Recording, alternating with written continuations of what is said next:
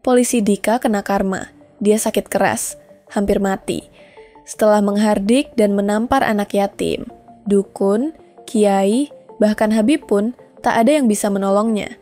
Apa yang sebenarnya terjadi? Tonton video ini sampai selesai.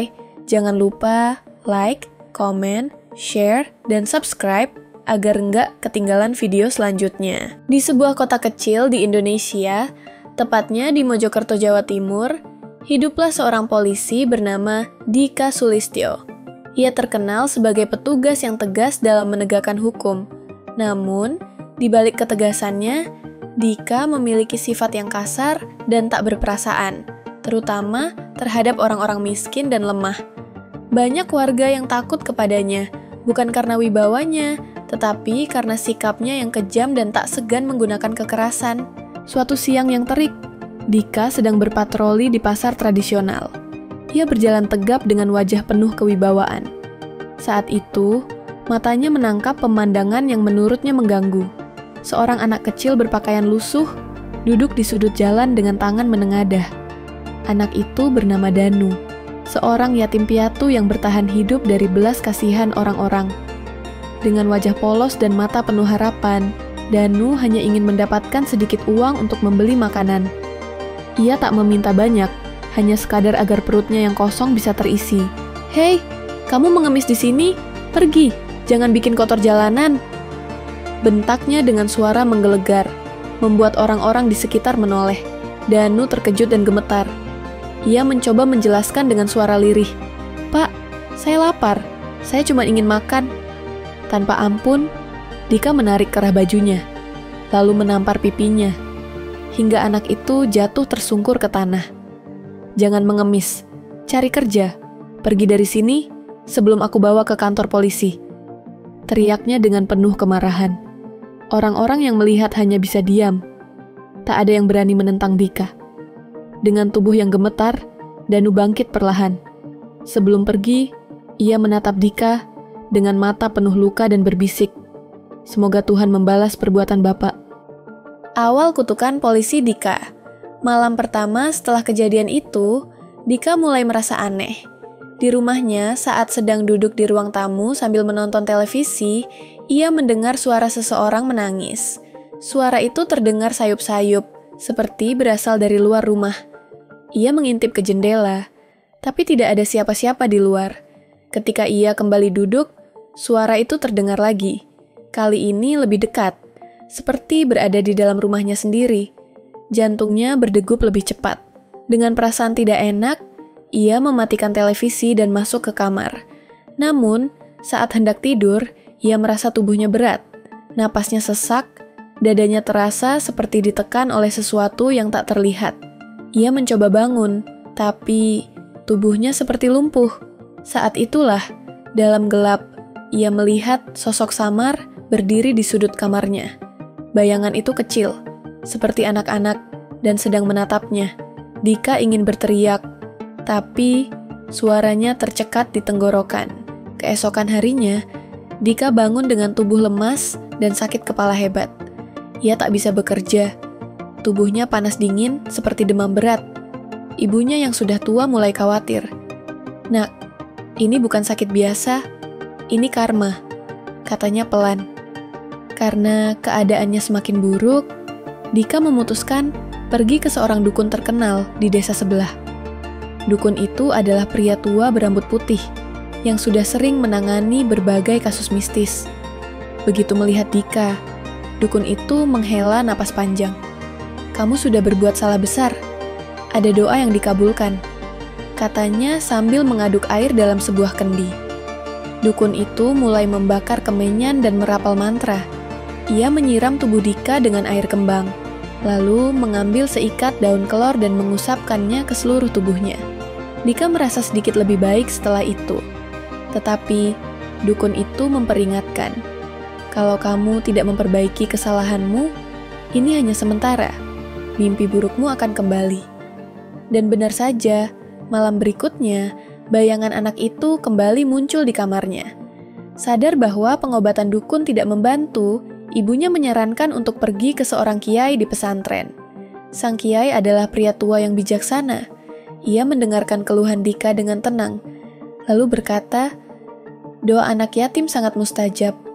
Engkau telah menyakitinya. Sekarang Allah membalasmu." Kiai itu kemudian mengajak Dika berzikir bersama. Saat doa berlangsung, Dika tiba-tiba merasa dadanya semakin berat. Matanya menatap ke depan, tapi perlahan-lahan pandangannya menjadi gelap.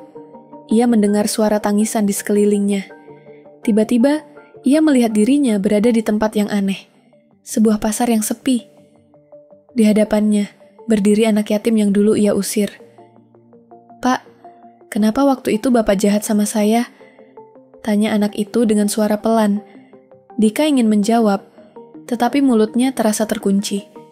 Saat ia terbangun dari keadaan itu, tubuhnya lemas dan keringat membasahi seluruh bajunya. Kiai itu menatapnya dengan iba. "Kamu harus minta maaf, Nak. Itu satu-satunya cara." Namun, Dika masih merasa gengsi. Ia ingin mencoba cara lain.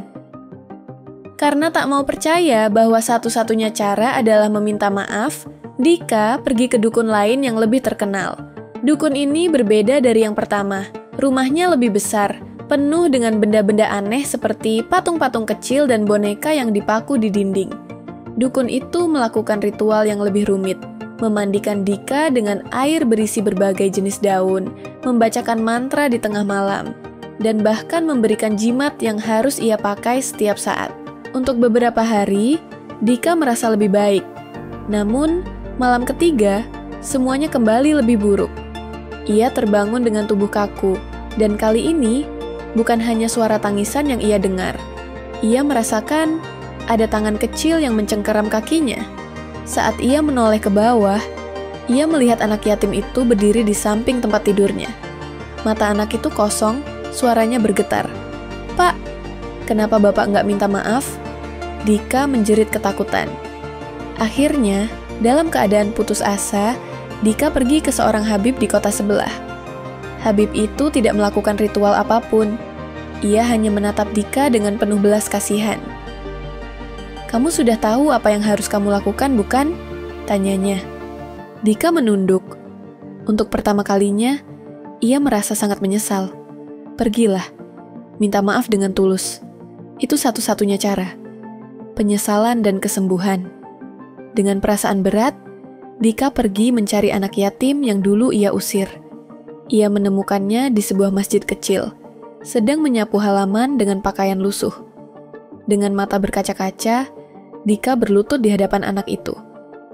"Maafkan saya," katanya dengan suara parau. Anak itu terdiam sejenak, lalu tersenyum kecil. "Saya sudah lama memaafkan, Pak. Sejak hari itu, semua gangguan lenyap. Dika tak lagi melihat bayangan hitam, tak lagi mendengar tangisan di malam hari. Dan yang lebih penting, ia belajar satu hal. Jangan pernah menyakiti anak yatim, karena doa mereka bisa mengubah nasib seseorang." Setelah melewati berbagai cobaan, Dika akhirnya berubah. Kini, ia bukan lagi polisi yang keras dan kasar. Di pinggir jalan, ia tersenyum hangat, membantu seorang anak kecil menyeberang. Hatinya lebih tenang, seragamnya rapi, dan wajahnya penuh kelembutan.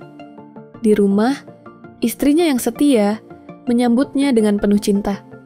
Ia selalu ada di samping Dika, mendukungnya melewati masa-masa sulit. Kini, rumah mereka terasa lebih hangat, penuh kebahagiaan. Kerja keras dan perubahan hati Dika membuahkan hasil.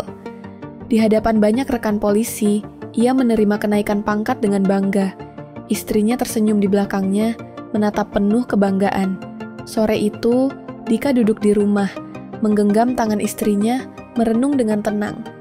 Ia belajar satu hal berharga, jangan pernah menyakiti anak yatim. Doa mereka bisa mengubah hidup seseorang. Karma itu nyata, tapi penyesalan yang tulus bisa membukakan pintu kebaikan. Terima kasih sudah menonton sampai akhir. Semoga cerita ini bisa menjadi pelajaran bagi kita semua. Jangan lupa untuk like, komen, dan share, agar semakin banyak orang yang bisa mengambil hikmah dari kisah ini. Sampai jumpa di video selanjutnya.